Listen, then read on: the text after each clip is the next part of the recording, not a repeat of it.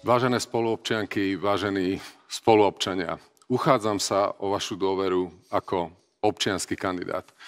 Budem slúžiť vám, občanom Slovenskej republiky, a nie politikom.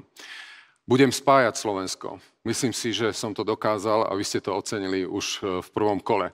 Chcem ale povedať aj to, že som pripravený na spoluprácu. Spoluprácu s vládou vždy vtedy, keď bude konať na prospech Slovenskej republiky, ale rovnako sa vždy ozvem, keď vláda nebude konať vo vašom záujme.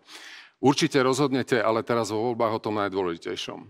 A to najdôležitejšie je, že či moc v štáte, a teda aj tá najvyššia funkcia hlavy štátu sa ocitne v jedných rukách a či sa ocitne v rukách toho, kto bude len predĺženou rukou svojho politického stvoriteľa, konkrétne Roberta Fica. A rovnako budete rozhodovať o tom, že či do prezidentského paláca sa dá dostať na základe transparentnej, otvorenej kampane alebo porušovaním pravidel. Prosím vás, zvážte svoj hlas a dajte ho kandidátovi, ktorý bude nezávislý a ktorý bude slúžiť vám, občanom Slovenskej republiky.